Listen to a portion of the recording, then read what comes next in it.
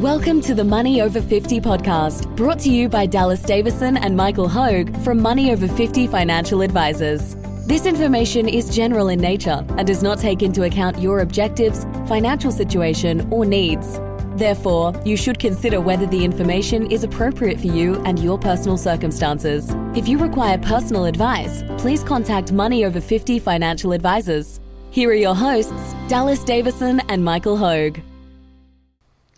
Welcome to Money Over 50 with Dallas and Michael. If something cannot go on forever, it must stop. Thanks, Michael. Now, this is one that I wrote down the title of this, but we have discussed this many times. It's not really my podcast today. It's our podcast. Now, the concept that we're talking about here is that... You're going to quote the economist? Herbert Stein. Herbert Stein. Yeah, we've actually got... If you've been into our office, there's a big chalkboard, and we've got a chalkboard artist to come in. This is Michael's idea, actually. I don't know where he came with this. There's a sausage dog, and written on the sausage dog, on the length of the sausage dog, is this quote: "If something cannot go on forever, it must stop." So where this came from and why this resonates with us is that I think in our line of work, we see all the time, we see people making statements about there's this thing that's happening, and there's the implied follow-on is there's this thing that's happening, and then implied it's basically... The extrapolation. The extrapolation, that's the word I'm looking for. The extrapolation is implied, which is that this bad thing is happening, and then basically that's where the statement ends. But you can see in people's minds, they're thinking, this bad thing is happening, and the subtext is, and it will keep going on until the world ends, or until, so prices have dropped, therefore prices will drop until they go to zero. Yeah, that's where we see people extrapolate. Yeah, the most. In a fearful market downturn, people extrapolate there. They say, I have $500,000. Oh, hang on a sec, I've got $350,000. Yep. If this will continue. Yep. And we extrapolate that. Yep. And we go, we can't cop another month of that. That happened in a month. Yep. And then if we cop another month, then we cop another month after that. In 3 months' time, I'll have $0. So, there's forces at play. Yeah. And today we'll talk about the forces at play for everything. And I love this saying by an intelligent man, Herbert Stein, the economist, because it's such a succinct way of saying. Non-technical way of saying it. It's saying something can't go on forever. It'll stop. Yep. It'll stop. There's forces at play stopping this. So national debt is another one. Sorry to steal it at the moment. Who here hasn't heard of the extrapolation of the media where they say, the national debt is this. Yep. It's gone from this to this. If this continues, we'll be at this level. By 2040, we'll be at this level, which means the country will be broke. Well, it doesn't continue. It doesn't continue. There's forces at play that don't allow it to continue, and it stops. And this is, I'll rattle off a few more examples here, and this is, so the human brain is a pattern making machine, and so what we do is we're always looking at things and trying to make a pattern. In the same way that we look at the clouds and see, that cloud looks like a rabbit. Well, the cloud's not trying to look like a rabbit. The cloud's just a cloud. But so I think what happens is we see all these other things and we match a pattern that isn't there. And so that's a good example of, prices drop by 30% in 1 month.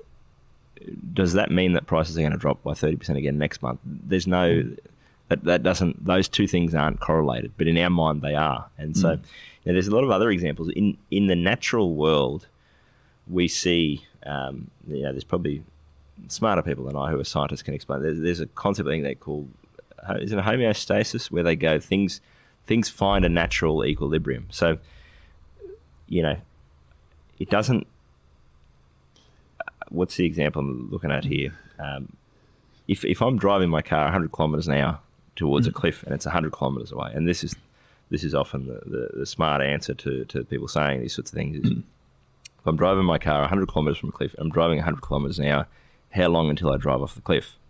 And the theoretical answer is 1 hour, but the real answer is I'm driving along, and when I get 20 kilometres from the cliff, I see a sign that says cliff coming up in 20 kilometres, and so I go, oh geez, well when I get close to the cliff, I better put the brakes on. And so things that our brain creates a pattern and goes, well, if this then that, but there's a flaw in that logic. And so I can think of these examples all day, but yeah, look, the other one that would be very much on quite a few people's mind is those that waiting to get into the property market. Yeah. So they tend to extrapolate a lot, and I mean, things have gone up by 10% this year. It'll go up by 10%. It is going to keep going up by 10% every year. Now there's at some stage, no one knows when this will happen. Yeah. But there's a force at play. Yes. That it cannot. things cannot allow. Yeah, we cannot. You can't have property prices going up by higher than wage growth, because what will happen is there'll be no one left to buy the properties. Basically, is the whole point. And that's right. Yeah. The other, and this is where I think if we just come up with as many examples as possible, this will tick. Kids crying. If you've got a 2-year-old, or if you more likely I've got a 2-year-old at home, but if you're listening to this, you've probably got a 2-year-old grandkid. If the 2-year-old grandchild is crying, we don't think the kid's been crying for 5 minutes, the kid's going to cry forever, or the kid's going to be crying at their 21st birthday party. We know that there's a natural cycle to these things, and yes, the kid's upset, the kid's crying, the kid's going to stop crying. I have this conversation with Nicola all the time about our 2-year-old, where when she was worried that he wasn't using a knife and fork, I'm going, he's not going to be taking a girl on a date when he's 21 years old and go to a nice Italian restaurant and shove pasta into his mouth. He's going to pick it up. If something cannot go on forever, it will stop. Yeah. He will learn through peer pressure or osmosis or some way to use cutlery. And I think that in other areas of our life, we understand that can't go on forever. We go, well, I've been behaving in a certain way. It's not sustainable long term. I get some feedback on how that plays out. So I'll just dial that in a bit. That's no way to behave. Yeah, and look, I think the implied thing in all of this, when the media reports that national debt's increasing, and if it keeps increasing at this rate, the country will be broke by 2040, and if interest rates keep dropping, then they'll be at 0%, negative 5%.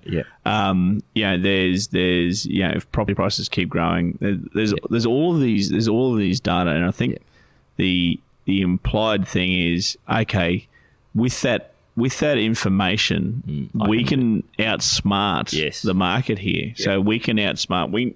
With that information, it's implied somehow that we should do something with that information. Yep. And we're here to give you the permission to disregard that information and just stick to the strategy. Yep. So it's implied that knowing that if the country takes on more and more debt, it's going to be broke by 2040, even if that were true. Yeah. What do we do about it now? Yeah. Like, how do we make investment policy out of that? How do we get out of the good quality companies that we own? And do we what do we do? Do we put that in cash? Do we put that into do we buy a house with it? What's the point? The country's going to be broke in 2040. You know what I mean? You've got it's I guess us giving you permission to disregard all of this noise. All of this noise that serves no purpose. We can't make any investment decisions or investment policies out of that. And we can't predict. We can't stargaze and get anything out of that. There's permission there just to disregard. I'm sort of reminded of. I think I remember in a previous podcast we talked about. There's a famous, or not famous, but there's a financial advisor that I remember listening to a podcast, and he was basically saying, and even everyone's sort of guilty of this, and not everyone's guilty, but it's easy to get caught up in this. So there was an advisor that I was listening to on the podcast, and he's done a lot of research throughout over the last 40 years, got a long and illustrious career. And this guy had, during the global financial crisis, he had clients that prices started to drop, and he got his clients out. And basically, to kill the suspense, he got the clients out. Then what happened? The market prices bottomed and came shooting back up. and he got out before the last bit of the drop, but he didn't get back in time, and basically his clients had to buy back in at a higher price, and he was sort of lamenting this, and it was really interesting to me because the lesson that he sort of learned from that, well, the way that he phrased it was, well, prices were going down, but then how could I have known? What happened was the Fed started coming out with all this stimulus, and that pushed asset prices back up, and then it overshot me and I missed my back up. And he kind of implied that, oh, well, that's not fair because there's no reason that the government should have come in and done that. You go, and he's been caught out by this fallacy. That's basically what's happened is that prices have gone down to the point where the US government at that point in time went, we're going to come in and prop things up. We're going to bail out banks. We're going to, and again, this isn't a political thing that they should have done that. But if asset prices have dropped with that speed and with that depth, there's always going to be something that drives things back up. So if something can't go forever, if something cannot go on forever, prices could not go from where they were to zero. At some stage, there was going to be a bottom, and there was going to be a catalyst for that turnaround. And a great example, because that's a really good example of a force at play that kicks in. Yes. And we had that force at play in Australia and America in 2020, and the force at play was, hey, if the whole country is going to be locked down, then no one's going to have any money. No one's going to have it. People have to be laid off left, right, and centre. Yeah. Okay, well, the government's come in and again, right or wrong, whatever your opinion on it is that, the fact is they did it. Yes. So there's all these other economic forces at play that will kick in when certain things happen. You can't extrapolate, and that's a really good example because this person's a professional in the industry. He's a well-respected professional.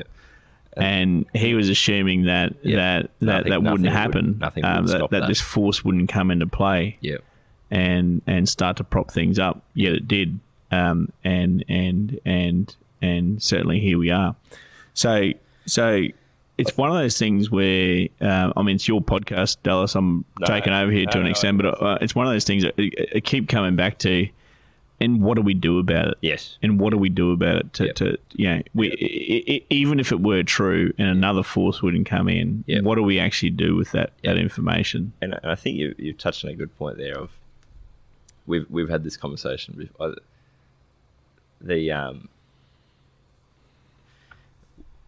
There's an interesting one. You see this with people with gold, and I don't understand the logic behind it. But you go.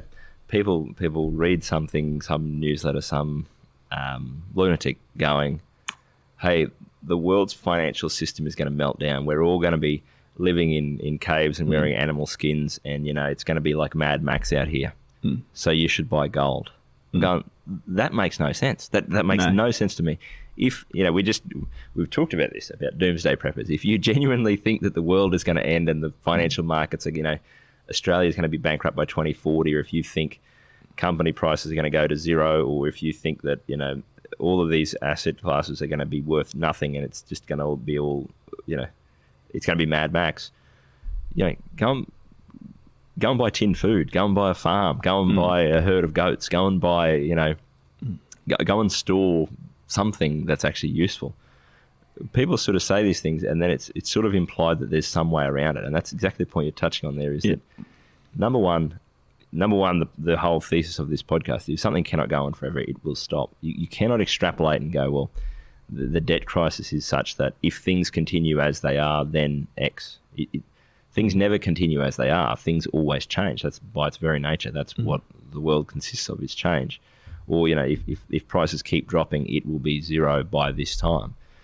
Even if that were true, which it isn't, the whole thesis of this podcast is that is not true. If something cannot go on forever, it must stop.